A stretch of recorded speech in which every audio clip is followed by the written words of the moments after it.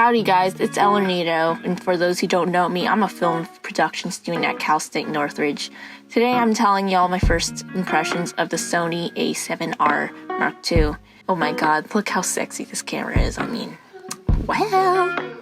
Anyways, I document my experiences as a filmmaker and I release short films on here weekly. Other than these types of videos, I don't have that many subscribers. About 75% of the people who watch me are not subscribed. So help a girl out by subscribing, hitting that bell next to the subscribe button, liking, and commenting what you think of my new camera. So let's get on with the details. First of all, let's talk price, build, and quality.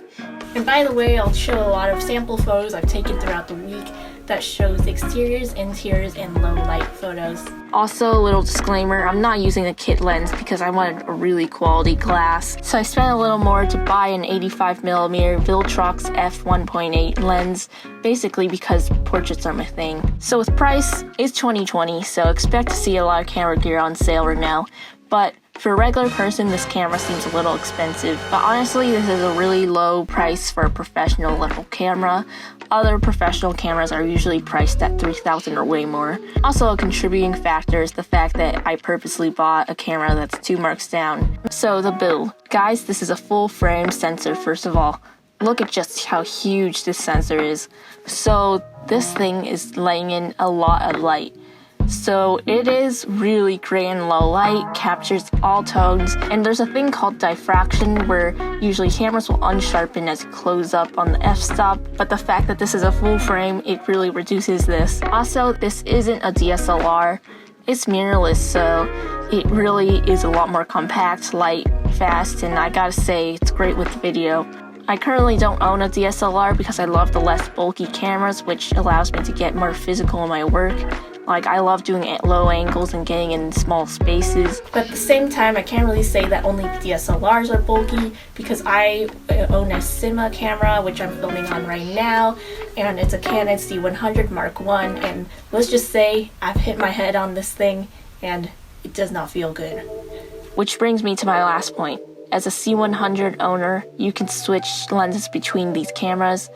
Even if the Sony is an E mount and the Canon C100 is an EF mount, you just have to buy a mount that's pretty reasonably priced. So it's a huge reason why I bought this Sony A7R Mark II. Lastly, the quality. The first day I used this, I had a final the same day, so I really only tested it out for like 15 minutes at most by taking pictures of my dog. So I was going quick, so I messed up and did something I regret and never do. I shot on auto. Okay, let's not freak out. I didn't completely shoot on auto. I just shot on time value mode. So I'm guessing the camera cranked up the ISO way too much and there was some loss of the picture. So I wouldn't really make this a test because I messed up from doing something I've never done and by rushing. But some pictures did really come out nicely. Next, I headed over to the Palace of Fine Arts and I took some really great pictures. I'm a huge fan of zebra functions on the camera, so that really helps me to not be overexposed this time. So I give this a thumbs up for daytime exterior work. I went on a shoot the other day, of course being very careful and still social distancing. My 85mm lens really helped, by the way. I was amazed by the photos that I took. They're so sharp, and I have the ability to even go to ISO 50 with minimal interior light, so this definitely gets a thumbs up for me for interior daytime. Lastly, I took pictures at Fisherman's Wharf at night. There was no one there, which was such a weird experience, but it helped me out overall.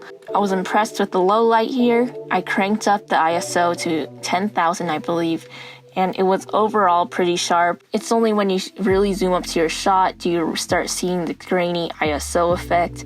I also tested out long exposure shots. I'm impressed, honestly. I think that these would look better if I had a remote instead of just using my hand, or if I just thought of using a timer instead, but I was just being a little stupid. So if you zoom up, you can see some motion blur, but that's all my bad.